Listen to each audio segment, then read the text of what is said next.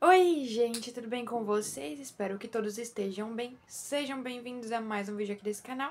Seguindo a nossa programação, hoje é um vídeo de pessoas notáveis, mentes brilhantes. Espero muito que vocês gostem do conteúdo escolhido para trazer aqui nesse vídeo.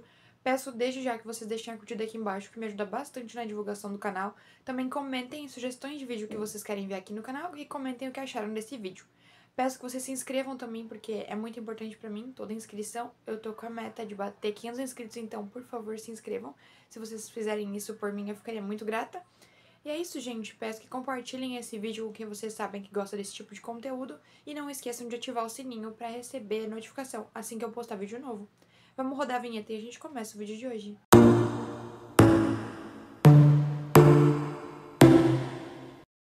Você conhece Zumbi dos Palmares? O guerreiro que desafiou o Império Colonial. Ele é o símbolo máximo da liberdade negra no Brasil, mas a história real do último líder de Palmares é mais complexa do que parece, envolvendo estratégia militar, traição e a polêmica da escravidão dentro do próprio Quilombo.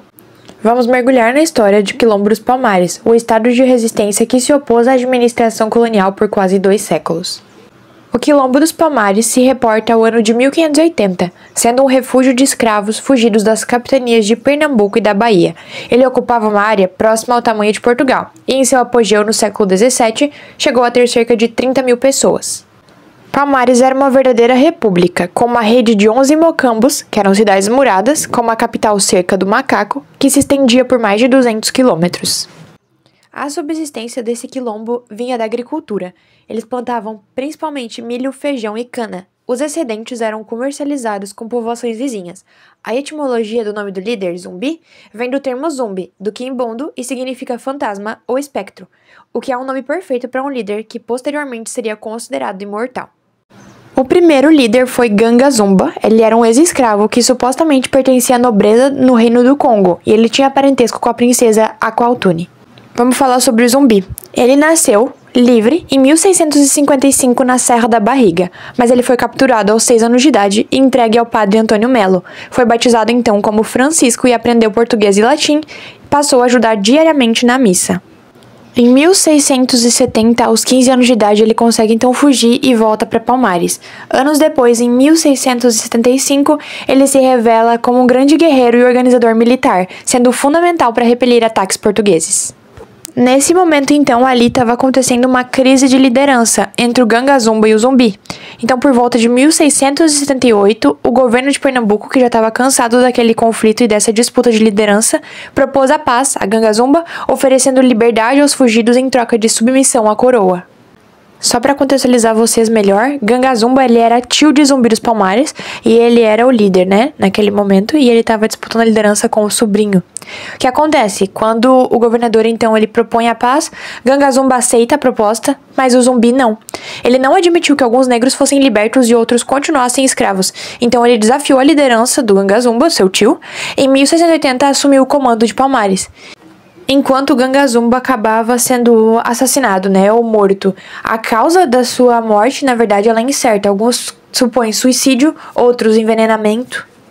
Nesse momento, então, o Zumbi, agora era chefe de guerra, com total autoridade. Ele acabou assumindo a postura de enfrentamento. Contudo, é aqui que reside a maior polêmica. Se ele teria sido ou não dono de escravos. Essa polêmica acabou ganhando força com a literatura recente, mas historiadores apontam que não existe suporte documental confiável para essa afirmação. A evidência sugere que havia formas de dependência, talvez um certo conservadorismo que mantinha as práticas sociais africanas. Escravos que fugiam voluntariamente eram livres, mas aqueles capturados em combate poderiam ter um status de dependência ou trabalho forçado, muito diferente da escravidão colonial mercantil. Outra controvérsia documentada é a repressão e execução de quilombolas que tentavam deixar a comunidade ou que tentavam se comunicar com inimigos. Palmares era uma nação de resistência em estado de guerra, e essa disciplina era imposta pelo líder Zumbi. Com ele no comando, o ataque era inevitável, então em 1694, o bandeirante Domingos Jorge Velho, junto com Bernardo Vieira de Melo, liderou o ataque final. A capital, Cerca do Macaco, cercada por paliçadas e 200 homens, sucumbiu após 94 anos de resistência. Ele foi ferido, mas conseguiu fugir, mas a recompensa pela sua cabeça continuava sendo alta. Quase 2 anos depois da batalha, ele foi traído pelo seu antigo companheiro, Antônio Soares. No dia 20 de novembro de 1695, então, ele foi surpreendido, apunhalado e morto por tropas comandadas pelo capitão Furtado de Mendonça, na Serra Dois Irmãos. Sua cabeça foi cortada, salgada e levada ao governador Melo e Castro. O governador escreveu ao rei de Portugal, justificando a exposição da cabeça no Pátio do Carmo, em Recife, para atemorizar os negros que, supersticiosamente, julgavam Zumbi um imortal. O capitão Furtado de Mendonça foi premiado com 50 mil réis por Dom Pedro II de Portugal. Sem o comando militar de Zumbi, o quilombo se desintegrou completamente em 1710. A estratégia de terror portuguesa falhou. O mito de Zumbi vive na cultura e nas instituições. Sua importância é tamanha que seu nome batiza a Faculdade Zumbi dos Palmares, em São Paulo, e o Aeroporto Internacional Zumbi dos Palmares, em Maceió. A Vila Isabel o homenageou com o enredo Kizomba Festa da Raça, em 1988, garantindo seu primeiro título.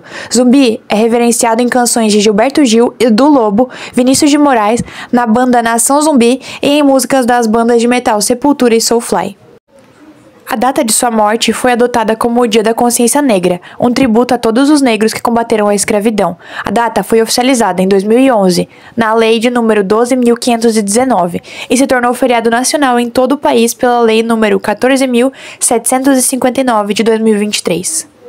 Uma parte importante da gente mencionar é que ele foi casado com Dandara, que foi uma pessoa muito importante também nessa liderança do quilombo. Eles tiveram 3 filhos, eram eles Aristógiton, Armódio e Motumbo. O papel dela foi muito importante nas estratégias de defesa e ataques do quilombo, e ela é reconhecida como uma líder feminina na luta contra a escravidão. Zumbi é um herói que lutou pela liberdade e hoje é um símbolo de justiça. Então, gente, esse foi o vídeo. Espero muito que vocês tenham gostado. Até o próximo. Tchau!